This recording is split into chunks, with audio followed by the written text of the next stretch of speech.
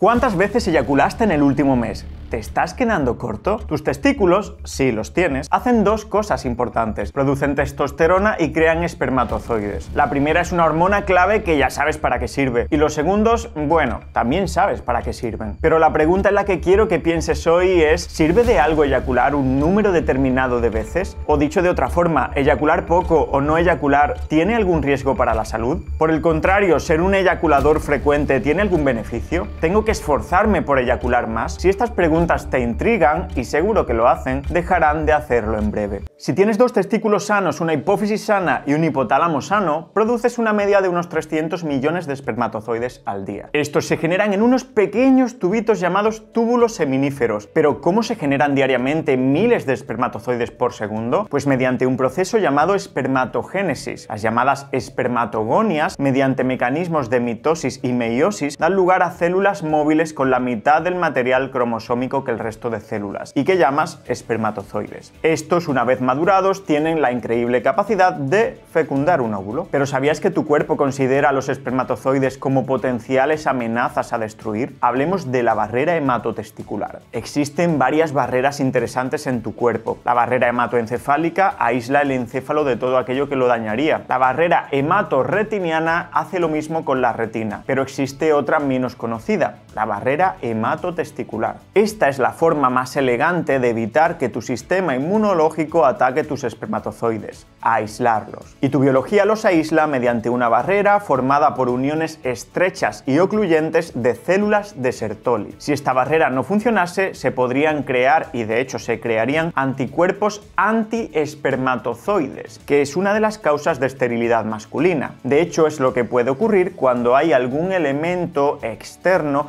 que daña los testículos, como por ejemplo tratamientos contra el cáncer. Una vez se forman los espermatozoides y se aíslan del sistema inmunológico, se trasladan a otra estructura testicular llamada epidídimo. Allí el esperma madura y se prepara para salir de tus testículos al mundo exterior. ¿Qué ocurre si esa horda de espermatozoides jamás sale al exterior porque has visto 7 vídeos de NoFap Challenge y te has convencido de que eyacular es de débiles? Pues que se reabsorben por células epiteliales del epidídimo. Como ocurre en la piel y en muchos otros tejidos en general, tu biología es renovable, es decir, nuevas células espermáticas nacen y mueren cada día. Y fíjate en una curiosidad, en la vasectomía los urólogos cortan reversiblemente el conducto deferente, que es por donde salen los espermatozoides del testículo tras su maduración en el epidídimo. ¿Esto qué impide? Pues esto impide eso, su salida del testículo, pero no se acumulan allí indefinidamente en una especie de lúgubre cementerio espermático, el lugar donde mueren tus potenciales hijos nunca manifestados, sino que más bien se reabsorben continuamente. Tras la vasectomía no pierdes la capacidad de generar espermatozoides, solo de externalizarlos. Otra duda frecuente es si en el orgasmo post-vasectomía no voy a echar nada de nada, ¿no? Es algo que inquieta a muchos hombres. Pues claro que sí, recuerda que el semen no contiene solo espermatozoides. El mayor volumen seminal lo aportan secreciones de la próstata, glándulas seminales y bulbouretrales o de Cooper. Por ello, a nivel macroscópico, es decir, lo que tú ves, el semen es idéntico después de la vasectomía. Pero al microscopio no tienen esas células serpenteantes y móviles que llevan tu ADN. Entonces, a priori no parece haber ningún problema derivado de no tener sexo o no masturbarte, más allá del desasosiego y desesperación que ello te pueda generar. Pero, ¿hay algún beneficio de eyacular,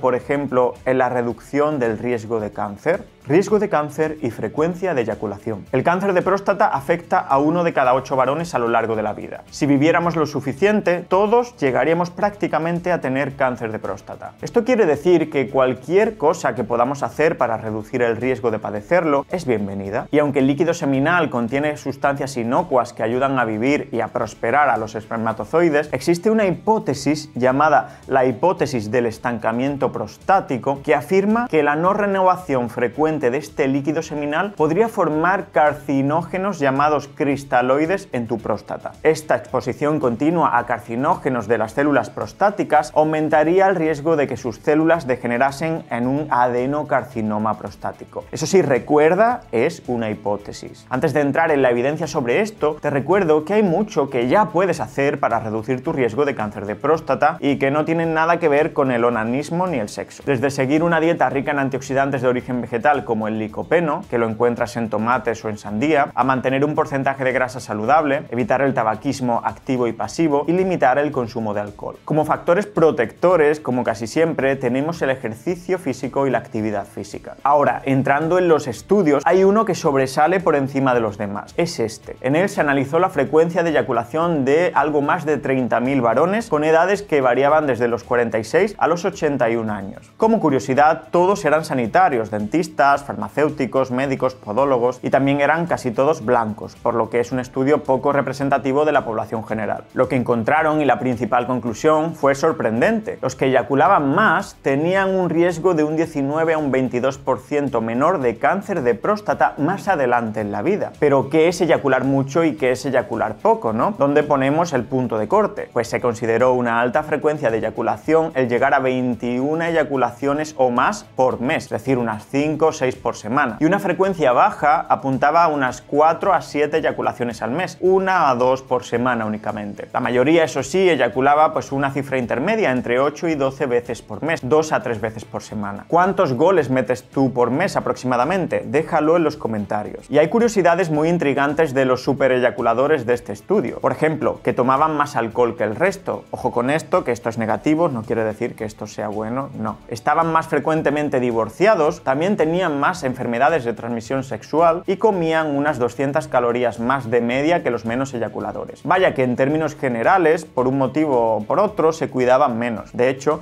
los investigadores se preocupaban de que tuvieran menos cáncer de próstata porque murieran de forma prematura, porque si te mueres a los 65 años, la probabilidad de desarrollar un cáncer pues se reduce porque te da menos tiempo, ¿no? Claro, aquí entra el juego de siempre. Esto, lo que ve este estudio, es una clara correlación. Más eyaculación, menos riesgo de cáncer. Pero ¿hay causalidad en esta relación? ¿Podría haber otros factores inherentes a los eyaculadores frecuentes que justifique esa reducción de riesgo? Por ejemplo, pudiera ser que los eyaculadores frecuentes tuvieran no solo una vida sexual más activa, sino una vida más activa en general, con mayor satisfacción sexual e hicieran más ejercicio físico, un claro factor protector del cáncer de próstata. Bueno, pues eso lo tuvieron en cuenta y precisamente fue una de las conclusiones. Los eyaculadores frecuentes, aunque se cuidaban menos en otros aspectos, eran más físicamente activos en general. Y estas son preguntas que tienes que hacerte cuando interpretas estudios epidemiológicos como este. Recuerda que la principal baza de estos estudios es que nos ayudan a plantear nuevas hipótesis, pero hay que tener mucho cuidado con las conclusiones que afirman. Como es obvio, es poco ético hacer un estudio de intervención controlado en el que prohibamos la eyaculación a un grupo y se la permitamos a otro grupo para comparar los resultados en el tiempo, ¿no? Además que sería difícil garantizar su cumplimiento. Y otra cuestión que merece la pena debatir, estos estudios incluyen eyaculaciones por sexo, emisiones nocturnas y masturbación, indistintamente. Y sabemos que la masturbación, especialmente en varones, va estrechamente asociada al consumo de pornografía. Y con el paso de los años tenemos también cada vez más información sobre los efectos negativos para la salud del consumo de pornografía, que puedes revisar, por ejemplo, aquí. Y seamos sinceros, tener sexo 21 veces al mes no está al alcance de muchos, por lo que la posible ventaja de una frecuencia de eyaculación elevada se podría ver anulada o disminuida por los posibles inconvenientes de una frecuencia de consumo de porno alta. Y finalmente, algo que quita mucha relevancia, en mi opinión, a estos estudios de los que todo el mundo habla, es que el tipo de cáncer de próstata cuyo riesgo se vio reducido era el cáncer de próstata de bajo riesgo, que nada tiene que ver en pronóstico y mortalidad con los más agresivos. Estos últimos, los agresivos, no se veían reducidos con frecuencias de eyaculación más elevadas, y los primeros, los menos agresivos, aunque nadie quiere tenerlos, pocas veces acabarán con tu vida. En definitiva, tenemos evidencia epidemiológica que apunta a que eyacular al menos 21 veces al mes podría protegerte frente al cáncer de próstata de bajo riesgo. Sin embargo, como ves, quedan muchas preguntas abiertas sobre este tema. Por el momento, intenta priorizar el sexo y en cuanto a la masturbación, mejor usa tu imaginación, que está para algo. Nos vemos en el siguiente vídeo, muchas gracias por tu atención, un fuerte abrazo y a seguir empoderando.